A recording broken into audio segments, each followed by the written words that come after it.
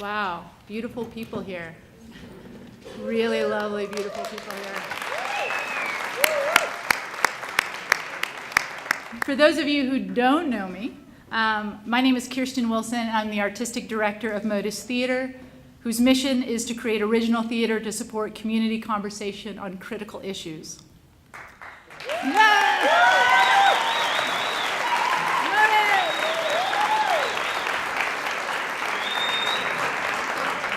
It is a privilege to be in my community here with you in Boulder County, Colorado, home of the Ute, Arapaho, Cheyenne at the foothills of the Rocky Mountains during a pivotal time in our nation's history.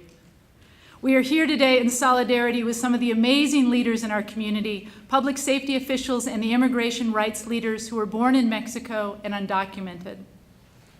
As a person of Scottish, Irish, and Jewish ancestry, I'm humbled by the fact that the ancestors of the undocumented Mexican people that you will see reading, having their stories read tonight, who have been told too often that they don't belong in this country where they grew up, are, in the words of Ray Ramirez, more indigenous to this land on which I stand than my immigrant ancestors and most of yours.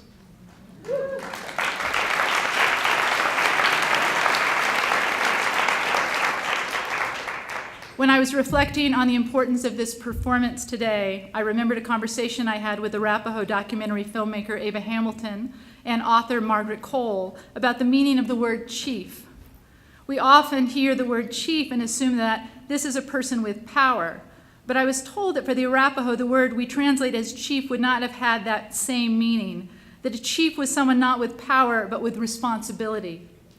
Responsibility for the safety and well-being of every member of that tribe. It was a burden more than a power. The public safety chiefs, police chiefs you are seeing on stage today are expressing this responsibility that they have for the safety of everyone in our community, regardless of where they were born and any irregularity in their documentation status. We share in this responsibility as a county, a community, and as a country to listen to the lives, the stories of the people in our community, to truly see each other as human beings with gifts, struggles, and dreams.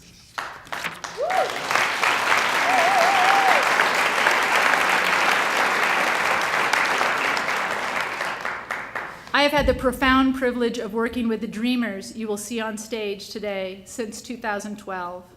It is these undocumented Americans that through their service in our community, not just as immigrant rights leaders, but volunteers for Toys for Tots, flood relief, translation in the community, have shown me what it means to be a citizen, the level of engagement that it takes to be a strong member of our community and our country. As part of Motus Theater's Do You Know I Am performance, these young people from Northern Colorado, Dreamers United, have performed their stories for almost 5,000 people, and many more have seen the film of their performance. No one needs to speak for Motus Theater's powerful writer-performers, Juan Huertas, Victor Galvan, Hugo Juarez, Ana Temu, Oscar Juarez, and Ana Casas. It is courageous, undocumented leaders like these who, by speaking loud and proud, that have led the immigrants' rights movement. But because of the false association between not having papers and criminality being propagated at the federal level, that we, in the language of law enforcement, are calling in backup. We are calling in backup.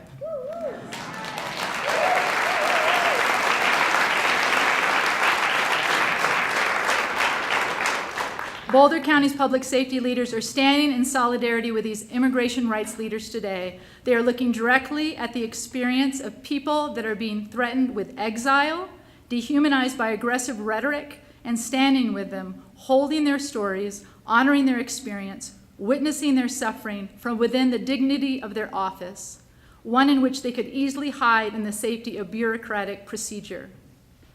Our communities are all safer because of these 6 courageous immigrant leaders and the 8 law enforcement leaders on the stage with us today. Let's have a very big hand as well as we welcome them onto stage. The cast of Do You Know Who I Am and Boulder County's public safety leaders.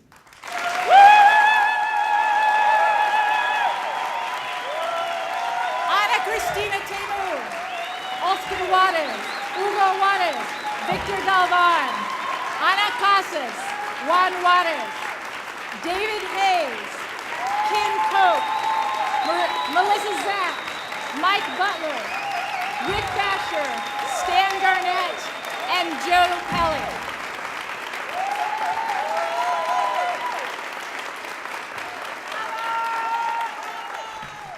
Hello, my name is Oscar Juarez, and Boulder Police Chief Greg Testa will be reading my monologue, Little American Kid.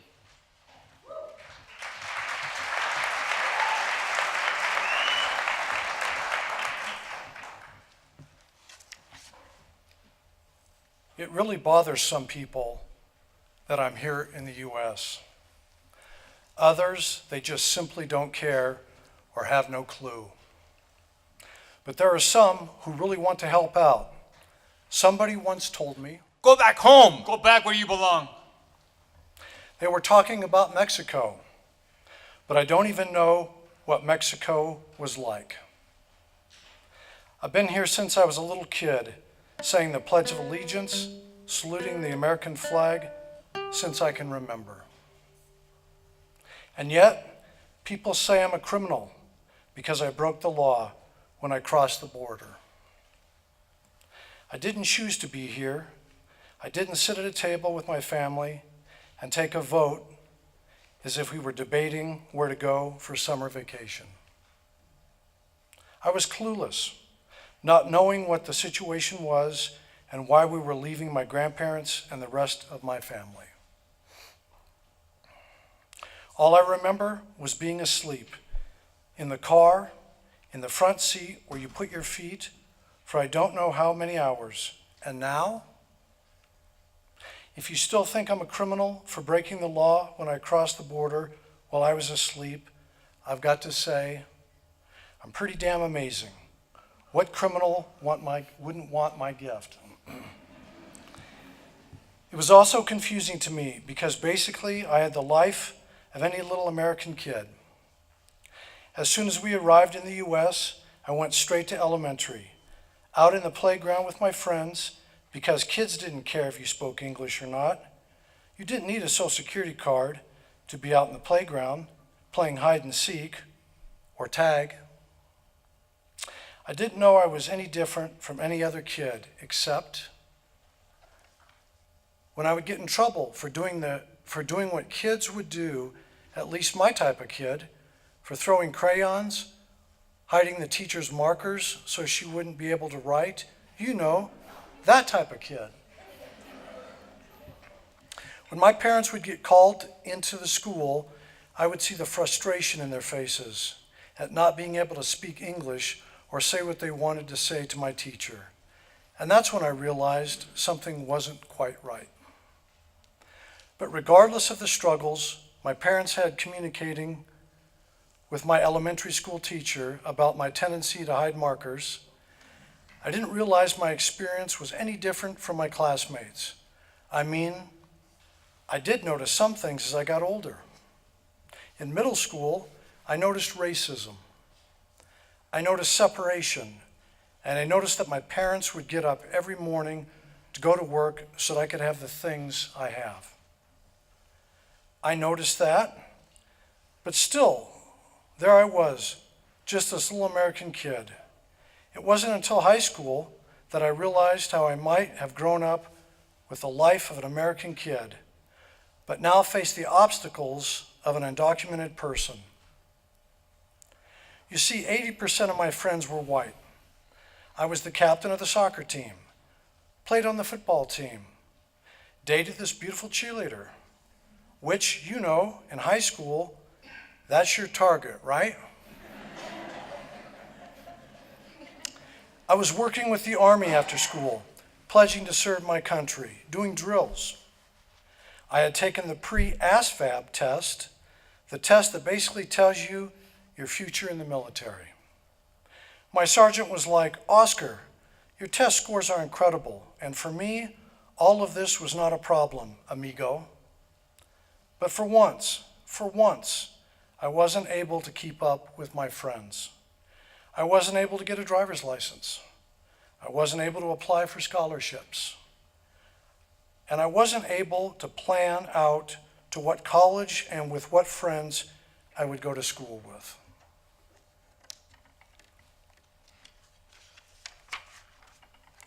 And that's when I realized I was out of the loop. Out of the loop for good. Graduation came along, and I had nowhere to walk to because all of my options were closed. Being undocumented wasn't only a status, it was a nightmare. How could this be happening to a little American kid like me? Here I thought I would grow up, join the Army, serve the country where I lived and was raised. I thought I had to give something back. I have respect for the flag. I remember graduation, everybody clapping, me hugging everyone. When I was hugging my family, the last person I hugged was my older brother. When I hugged him, I asked him, where do I go? What do I do? You see, 2 weeks before his graduation, he had dropped out. And now I understand why. Because all options were closed. Army doors closed down. Scholarships closed down. And just nowhere to go. Nowhere to go. And being in the state of Arizona, where you could lose your family in a heartbeat, it's a horrible feeling. It's horrible.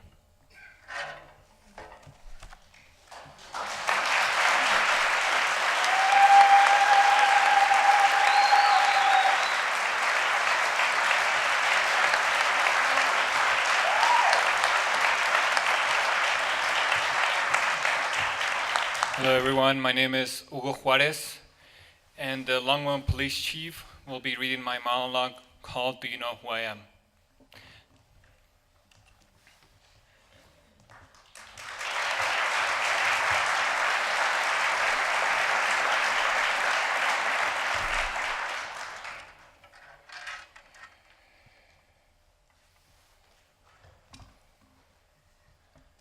Do you know who I am? Do you? Do you know who I am? Well, think before you say anything, because of course you don't know the person I am. You don't know me. And yet all kinds of people, when they find out I was born in Mexico, they act like I'm a criminal. I am not a criminal. I am not a criminal. I'm not here to steal money or to take anyone's life for no reason. I'm here to help anyone who needs my help. That is why I was born. Whether that be in Mexico or the United States, I was born to help. That is simply who I am. There are so many people dying of hunger, living on the streets with no help, and yet people think I'm here so I can have a lot of kids and get food stamps without paying any taxes, or so I can get a check from the government and spend it all on myself. Well, guess what? I am not here to take advantage of you, the United States government, or anyone else. I'm here to help those little kids that need toys to play with. I'm here to put smiles on their faces when they eat a good meal before they go to bed at night. I'm here to help those parents keep moving forward in life. But somehow people think I'm here so I can sell drugs, or that I'm part of a gang because I have tattoos, or that I'm out there stealing cars. Wait, is that why people turn on their alarm systems when they see me?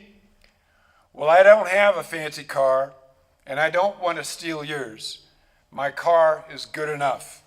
It takes me to places like my soccer games and my music classes. It takes me to the woods to take pictures of birds, trees, and mountains. I would love you to see that.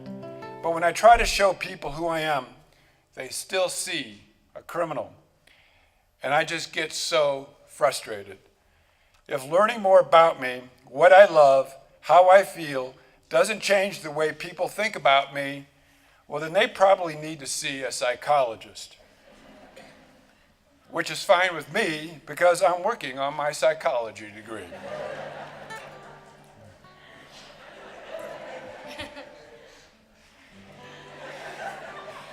And I know college Courses are expensive, and even more for undocumented students. And I'm working my ass off at a low-paying job because that's all I can get. I know I face a lot of obstacles, and I know I can overcome them when I get my degree. And maybe someday I might be able to help those people see beyond their judgments. And someday I might be able to help you or someone in your family because I was born to help. That is simply who I am.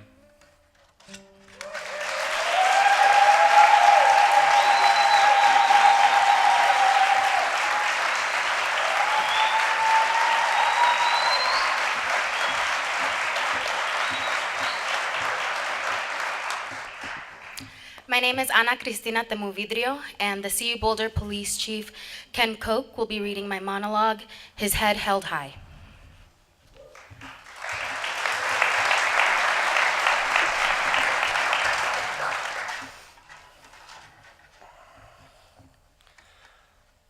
My mother remarried, and he's a hard worker like her. His job opportunities are limited because he does not have a 9-digit social security number. He works on a local farm during the summer and finds daily jobs during the winter to put food on the table. But during the summer, I dread when he comes home, not because I don't like him, he's a good man, but because when he walks through the door, he brings in a stench of fertilizer that stings my nose and burns my eyes.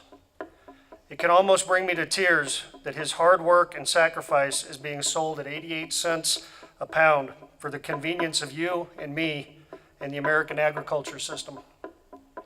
All day he bends down in a row of chemical fertilizer, uproots the vegetables, comes back up and puts them in his sack. He works tirelessly, taking the hard jobs nobody wants, and yet he's stereotyped as a criminal. He comes home burnt from the shirt sleeves down and on his face, but with his head held high and no complaints. No complaints. And yet, all the blame.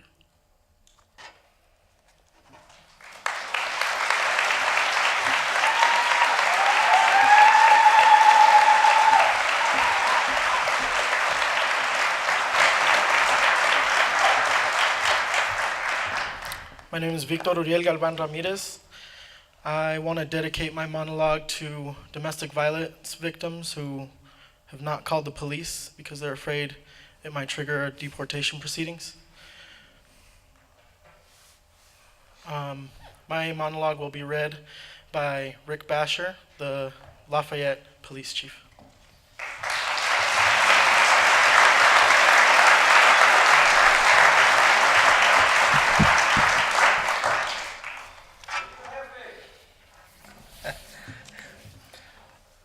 I know that when I get a chance, I'm going to be a great man. I was born in Chihuahua, Mexico. I was brought here when I was 8 months old.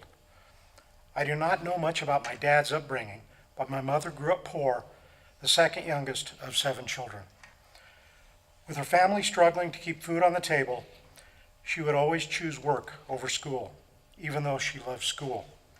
Finally, at the tender age of nine, she made the adult decision to quit school to help support her family full-time.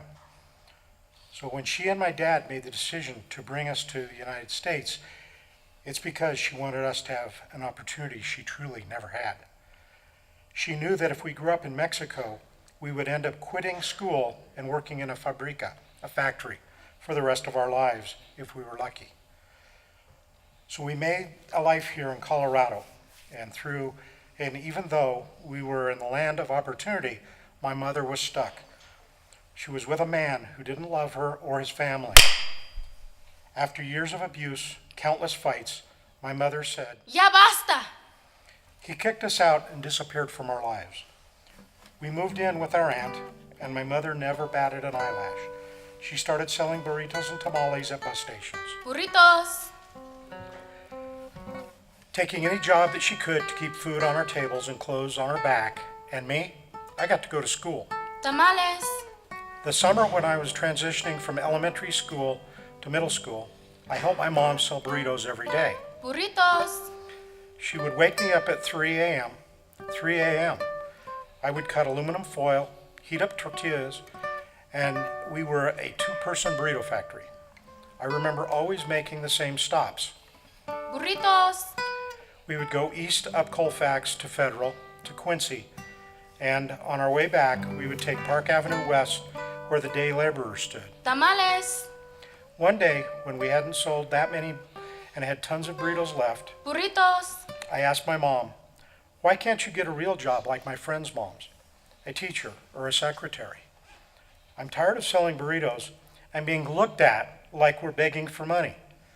And she said, we do have real jobs. If you're asking why we don't have those jobs, it's because we can't. We're Mexican. We can't get jobs like everyone else. No tenemos papeles. We have no papers. Y tú vas a tener que hacer lo mismo. Si quieres sobrevivir, nadie va a darte la mano. Por eso es que necesitas que estudiar. Yo quiero que trabajes, pero con la mente. No quiero que trabajes con las manos como yo. And you're going to have to do the same to survive. No one is going to give you a helping hand. And that's why you need to work hard in school. I don't want this life for you. I want you to work hard, but with your mind. I don't want you to have to work hard with your hands, like me. It was quiet the rest of the way home. I had told my mom I wasn't proud of her. I felt like crap. The next day, she didn't wake me up to help her, but I felt her pause and stand at the door. But I got up anyway, and then joined her in the kitchen. She just smiled. After the summer of selling burritos, I tried even harder in school. I got the best grades I could, and my mother told me never to miss an opportunity to try something I might love. Intenta todo. So I did everything that caught my attention. I was in choir, theater, speech, debate, ethics club, junior achievement, weightlifting, wrestling, Parents and Youth United. Intenta todo. I had tons of performances and competition that my mother was too busy working to be able to attend. Intenta todo. My junior year, when my friends were looking into colleges, I was afraid to even think about it. I saw scholarship form after scholarship form asking me for a social security number that I knew I could never fill out. My only hope was a piece of legislation called tuition equity. Since I'm undocumented, I'm charged out-of-state tuition for college, which is 3 to 5 times more than in-state tuition. I followed a bill for a month, but it quickly died in the Senate. But I didn't. I got more and more involved with tuition equity struggle. When the bill was introduced in 2009, I was a senior in high school. Through Parents and Youth United, I learned to fight for what was mine. I'm a Coloradan and an excelling student, and I deserve to go to college the same rate as everybody else, the same students who are going and graduating with me. Unfortunately, the bill failed, 18-16 in the state Senate. I was afraid for my future.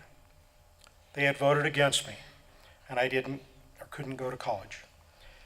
Even though community college averaged $11,000 a year, we just didn't have the resources. Graduation day was approaching, and my mom was great. She even took me to order my cap and gown. She even brought my class ring. Mira. No, Mom, no way. That's like 300 burritos. No, trabajaste mucho por esto. Ten. She told me I was the very first person on her side of the family to ever graduate from high school. El primero, mijo, el primero. I was so grateful. We got back into the car to head home, and she couldn't stop staring at me the whole time. Mi universitario. Mi universitario. Mijo, aunque no vayas al colegio, yo todavía estoy tan orgullosa de ti. Me has hecho tanto nada más en graduarte de la high school. No necesitas que ir al colegio. She said, son, you've done so much for me just by graduating from high school. I'm so proud of you. You don't have to go to college. I was angry. I knew she had been talking to my older brother, who laid out the cruel reality for her. No. If it takes me 8 or 10 years to graduate from college, then that's how I'm going to do it. One day, you're going to see me receive my diploma, and I'm going to hand it to you. and you're going to know that everything that we went through was for something. I continued looking for scholarships, but only had one for $500 from a private funder.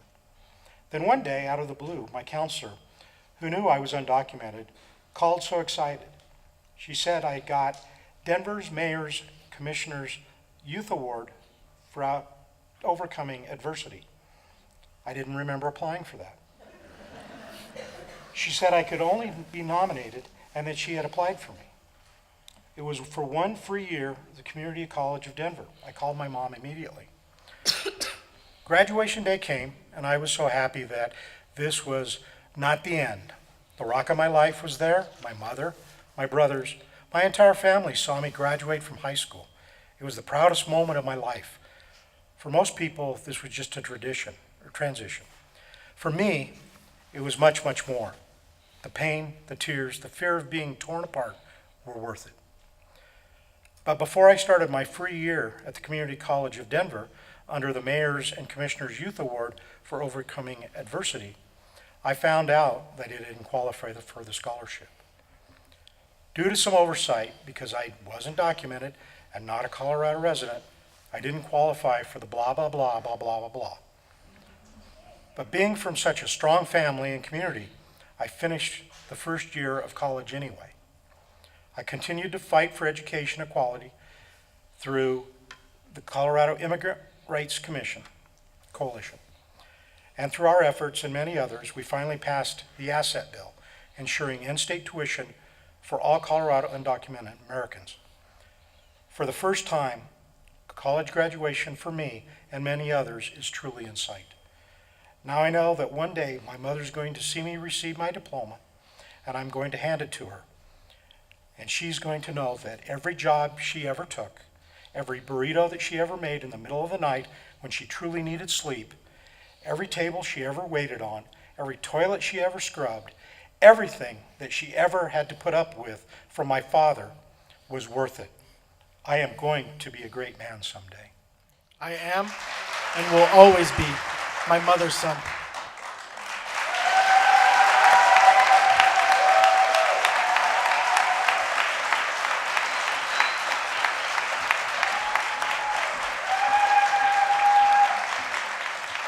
My name is Cristina Temu, and the CU Vice Chancellor of Safety, Melissa Zach, will be reading my monologue, All We Can Do Is Watch.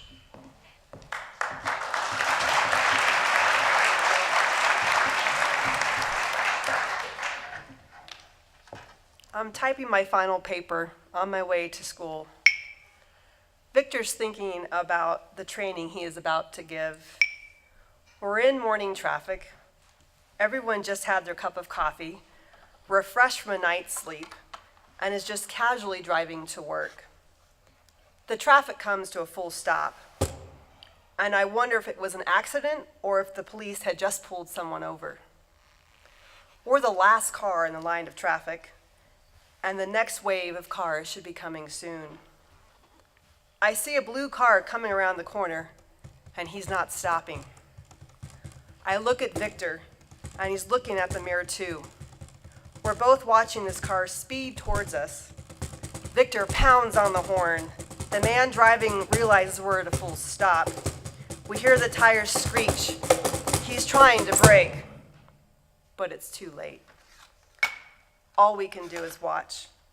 All we can do is sit there together. He hits the car. Whiplash. My car totaled.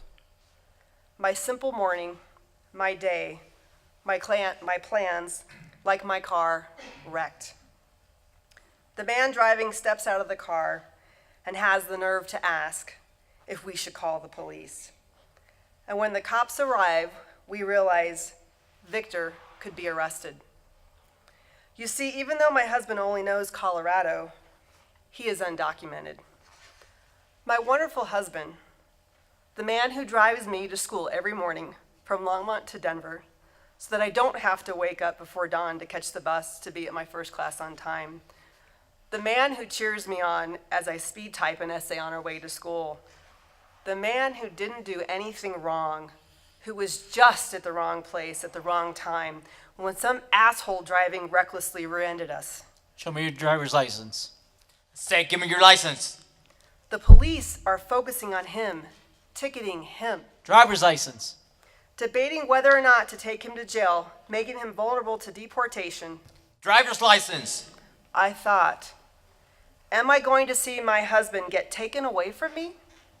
Why is it that my husband is now getting the heat from the police when it should be the reckless driver that almost cost us our lives? Why? Why? Why? Driver's license.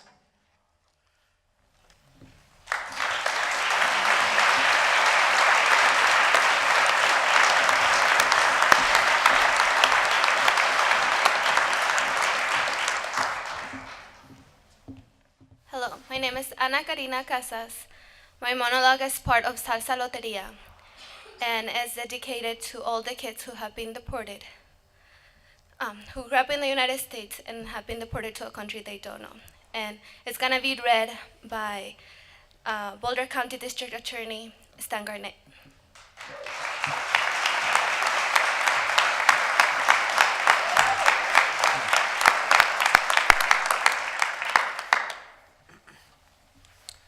I lived through my parents' painful separation. I was betrayed by my partner, who I'd given my heart, my body, my soul, my everything.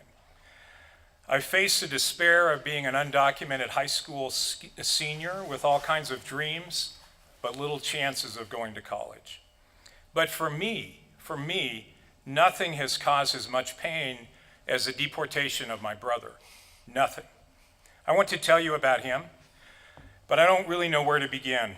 I wish I could show you my memories so you could get to know the sweet little boy that I know and love. Then maybe you would understand, like how in elementary school, he would save his allowance to buy our mom flowers, how when she used to work nights, he would wake her up in the afternoon with a sandwich that he'd made himself.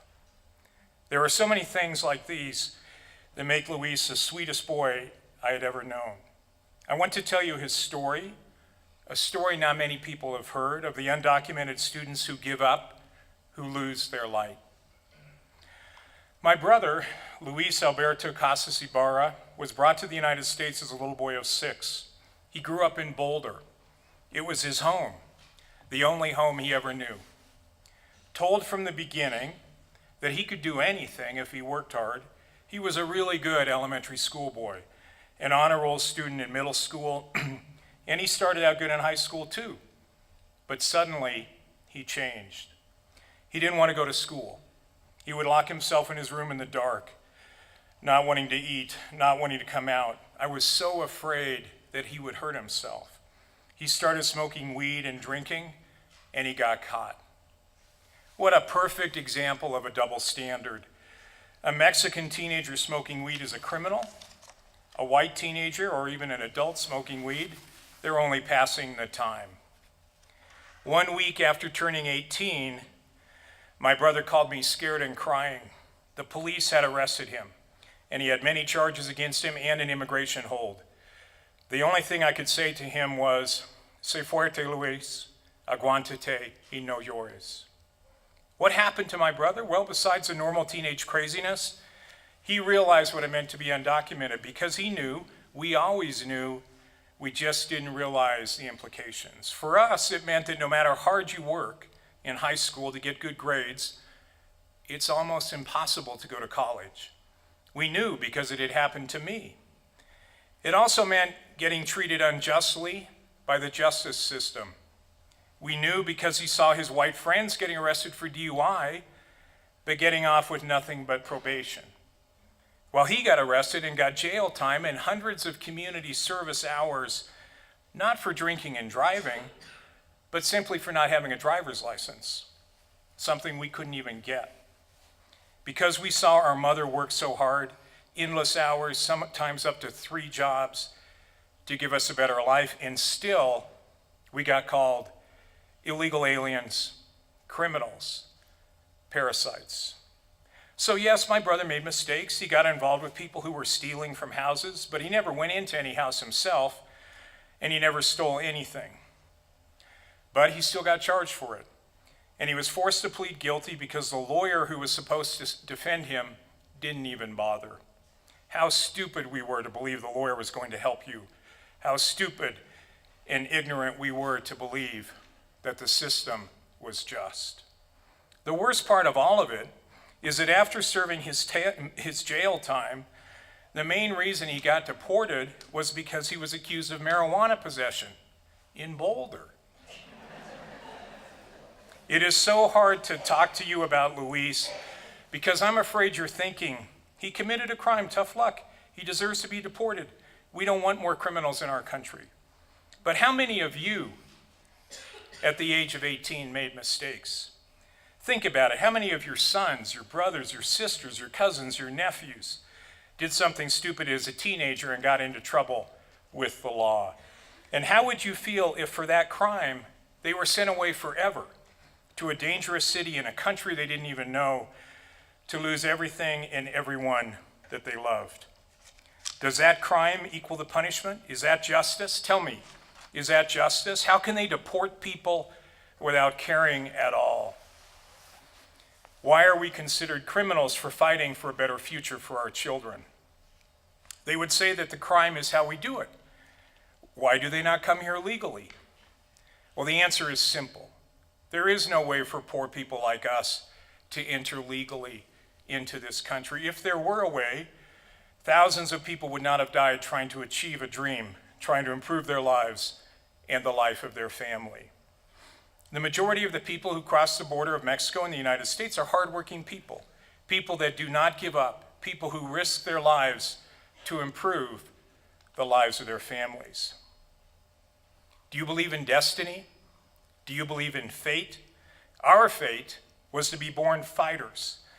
Our fate was to be born poor in a country where our people have to suffer hunger, and no matter how much we work, we stay hungry.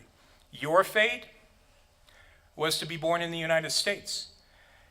And maybe to your advantage, your fate was to be born white. After spending 6 months shut in a cell, my brother was kicked out of the country, thrown out into the street of what is considered the most dangerous city in the world, a city he'd never been to, where he knew no one. Those were days of madness and frustration, days of feeling unable to breathe. Then I heard his voice on the phone saying he was okay. He was far away, but he was alive. He was sad and desperate and lost, but he'd not been kidnapped, raped, killed. He was alive. Luis, I'm sorry. I'm sorry I couldn't do anything to help you. I'm sorry you were not with us. And I'm sorry you had to go through all of that when you had just turned 18. But I am mostly sorry because I did not live with you. I am sorry, Luis.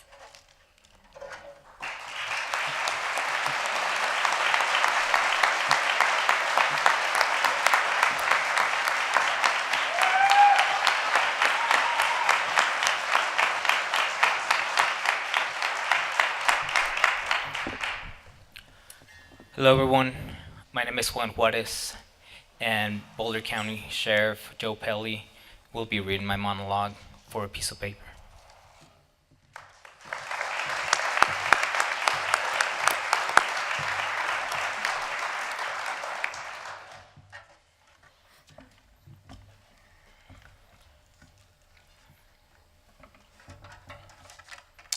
When I was 14, my parents brought me to the United States, to Phoenix, Arizona. I loved it. Right away, they put us up in school so we wouldn't lose a semester. And everyone knows that high school can be like hell. Well, let me tell you something. My first 2 years of high school were hell. I didn't speak any English, and I could not understand what the teachers were telling me. And the people around me, instead of helping me, Hey, Mexican, is it Yason or Yak? they would laugh at me. Special ed. They would laugh in my face. You dumbass. I started to get really frustrated about the whole situation, so every day after school, I would watch TV in English, listen to the radio in English, read in English. I did everything I could to learn this strange new language, and by my junior year, I managed to be on the path for graduation and college. I was even accepted into a program that would allow me to take classes at the community college while I was still in high school. I knew college was going to be expensive, and my mom and dad, not having a social security number, getting paid minimum wage at the time, I knew I had to do something. So I talked to my dad about getting a job to save money for college. He said no, I should study and play soccer. But I insisted. So I got hired at a fast food restaurant. My days were long and hard. I used to wake up at 5 in the morning to catch the bus to be at school for my first class. I'd be done with school around 2, go back home, eat something, cram in my homework, and then go to work at 5. I'd get off at 1 o'clock in the morning, go back home, catch a few hours of sleep, and then start that routine all over again. Now, all of this was hard. The vocational obstacles of learning English, the financial obstacles of not having a decent paying job, and the inability to get financial aid for college, well, they weren't all I had to overcome. The emotional challenges of being undocumented are many, and they did not end because people quit making fun of me. The worst was when my grandfather died. The man I had loved so much as a kid, and who I was determined to go back to Mexico and see one day. It was near my graduation, and everyone in my family was asleep.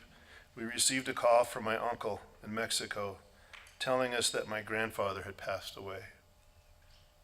I still remember it like it was yesterday. Watching my mom cry like I've never seen before, we were devastated.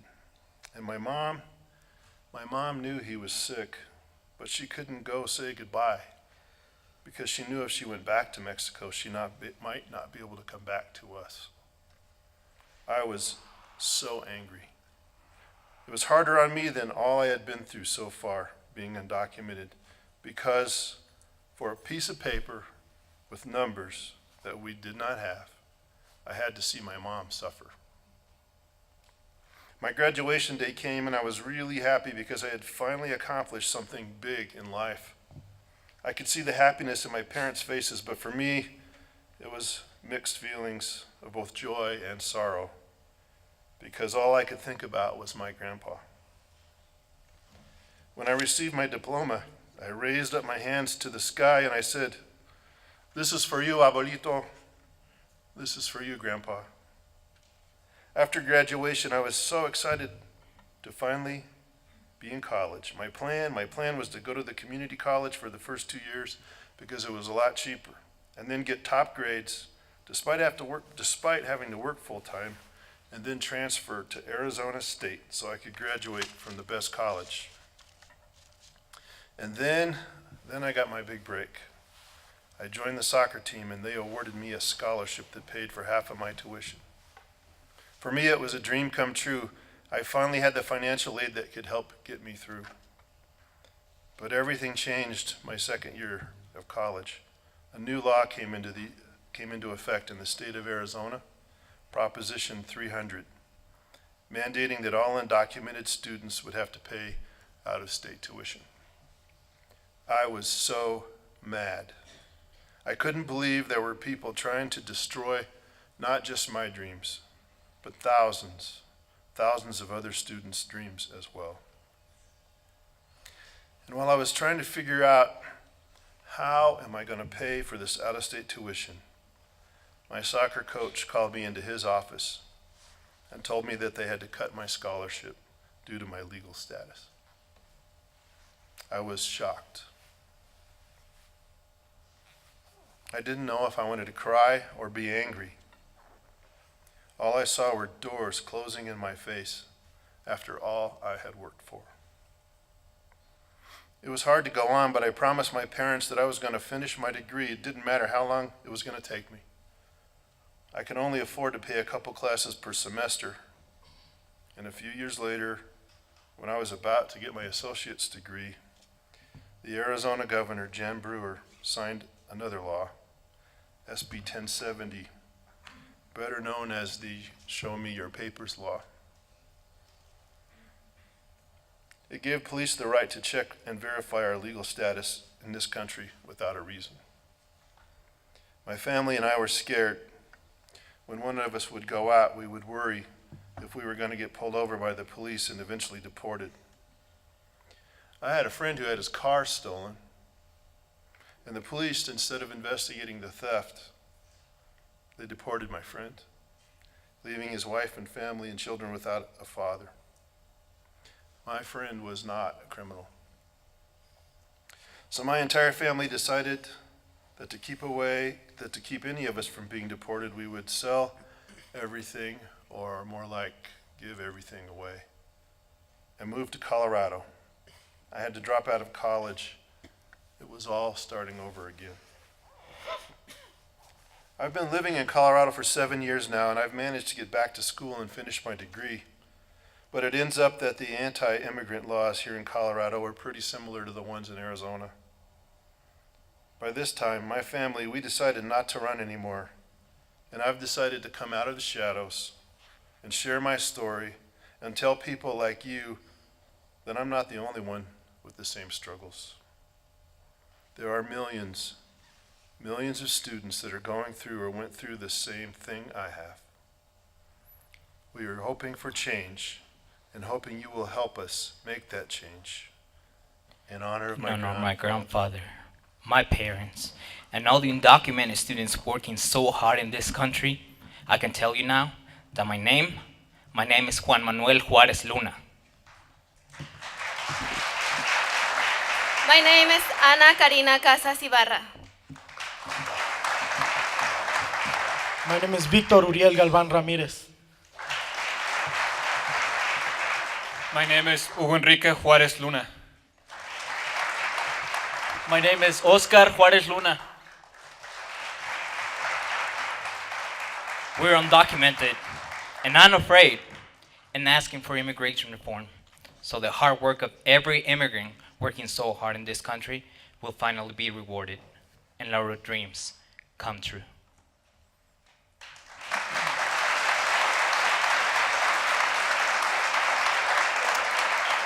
And I can tell you that my name is Joseph Kent Pelle.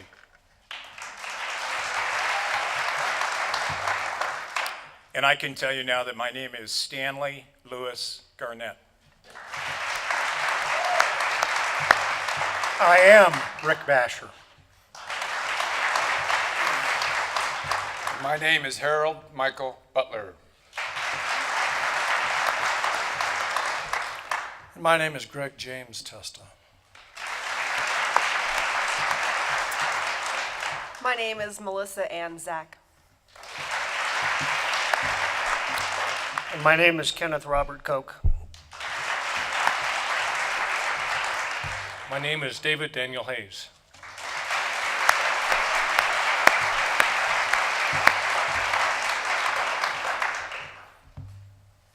We are the leaders responsible for public safety, for the public safety of every person in Boulder County, regardless of their documentation status. We stand with these courageous young people to affirm that they are not criminals simply because they lack papers, and to say that they deserve the full protection of the law. To maintain public safety, we must have the confidence of those we serve. To earn that confidence, everyone must feel that we understand their stories. So we are stepping into the shoes of these undocumented leaders for an afternoon, telling their stories as our way to say, we see you, and you are part of the community that we serve and protect.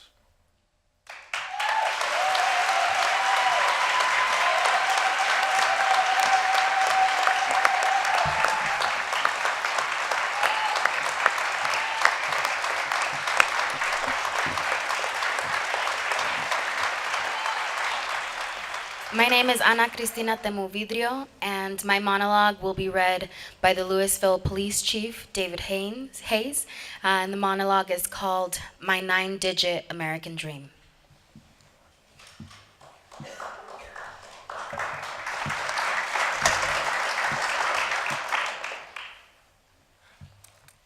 My mother's husband, Victor, my father, friends from high school.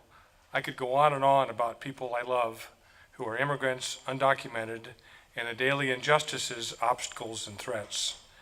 The way that they could be taken advantage of simply because the law does not protect them. Some days I feel so overwhelmed that simply because they weren't born in the U.S. like me, they have to face so many more obstacles and threats. It's not fair. Sometimes I just want to hand someone my Social Security number. Just take it, because that's all that it is. A 9-digit number holding this country's people back from their full potential. I have to wake up in the mornings and witness hard work immigrants put into this country. And when I watch us, the privileged, judge, hate, blame, and criticize, when we've forgotten the struggle our great-great-great-great-grandparents had to go through, their fights and their courage when they immigrated, the same fight and the same courage we're witnessing in the people today we say don't belong. As a citizen, I feel responsibility to fix the problem because I can vote and because I can walk out that door without the fear of being sent to an unknown country or being ripped apart from my family. Do you know what my dream is? What my 9-digit American dream is? I'm going to make sure that their dreams are realized. Will you help me?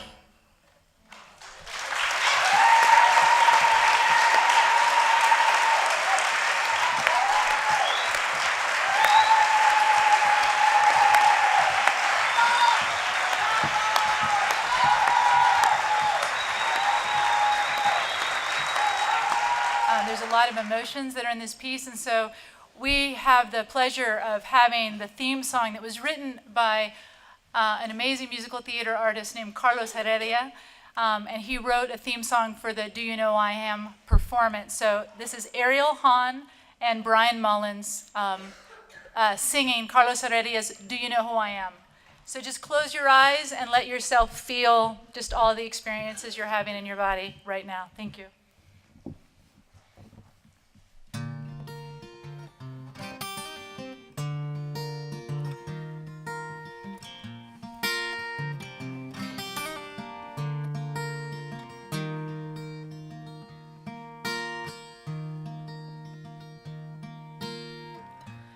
Bags are packed, a new beginning.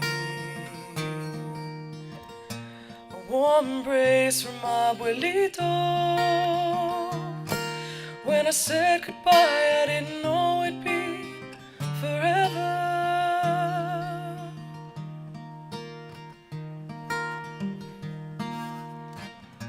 A chance to live a better life, to live our hopes and all our dreams. But you look at me and see your own interpretation.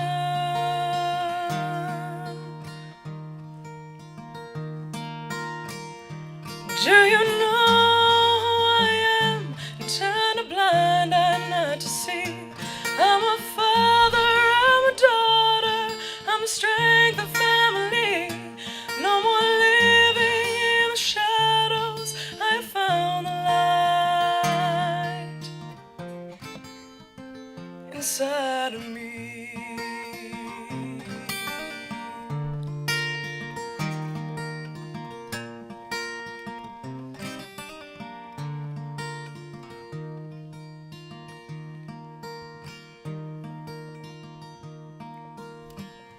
You share your views and conversations,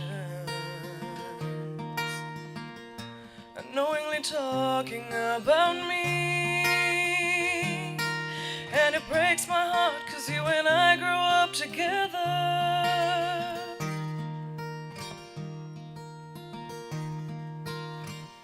But no more hiding in the shadows.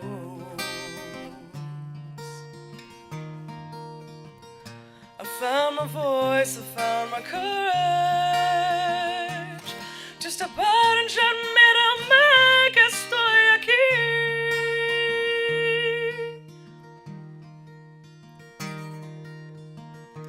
Do you know who